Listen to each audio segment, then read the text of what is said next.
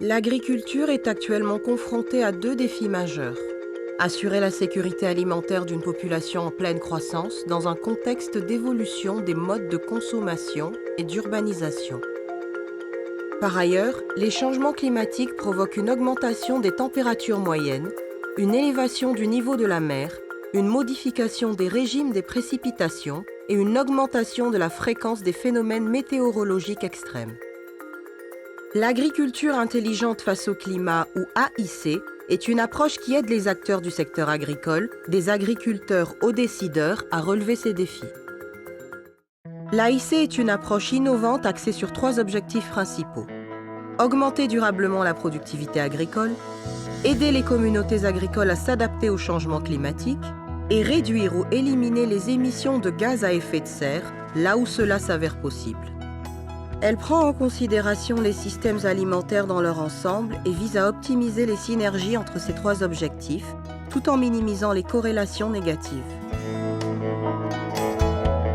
Les meilleures approches s'inscrivent dans un contexte local et dépendent du secteur particulier et des acteurs concernés.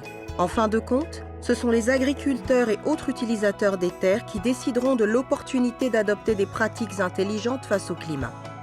Mais ils peuvent se heurter à de nombreux obstacles, y compris l'insuffisance ou l'absence d'informations techniques, de systèmes de vulgarisation, de ressources financières et d'accès au crédit. Voilà pourquoi les décideurs politiques ont un rôle essentiel à jouer. Ils peuvent aider à concrétiser l'agriculture intelligente face au climat en témoignant un engagement politique en faveur de l'AIC, en élaborant une stratégie nationale au profit de l'AIC et en instaurant un environnement propice. La mise en œuvre de l'AIC s'articule autour de 5 étapes.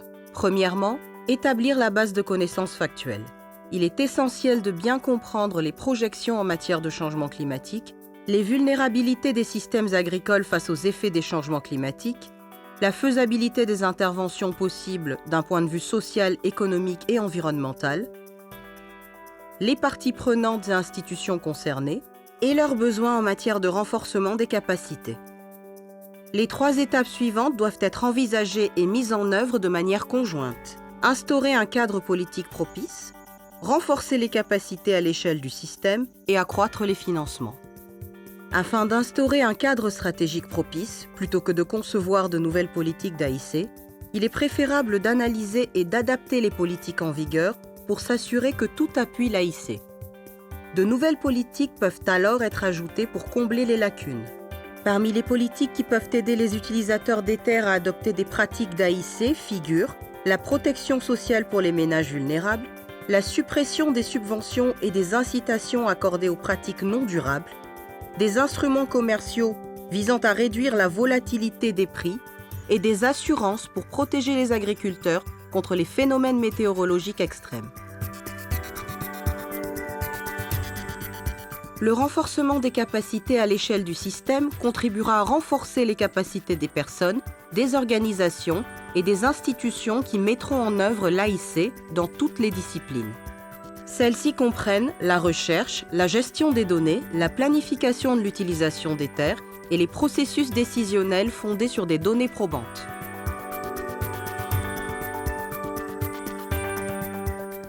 La transition vers l'AIC nécessite des financements innovants, substantiels et à long terme.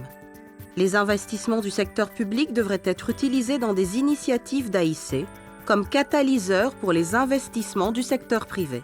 Les données probantes montrent que le rapport coût-avantage des investissements dans l'AIC est extrêmement positif, s'agissant de la productivité agricole et de la génération de revenus. Surtout lorsqu'on le compare avec le coût de l'inaction pour la société et l'économie. La 5e étape correspond à la mise en œuvre des pratiques d'AIC au niveau du terrain. Pour en savoir plus, consultez le guide de référence sur l'AIC de la FAO et visitez le centre d'apprentissage électronique de la FAO.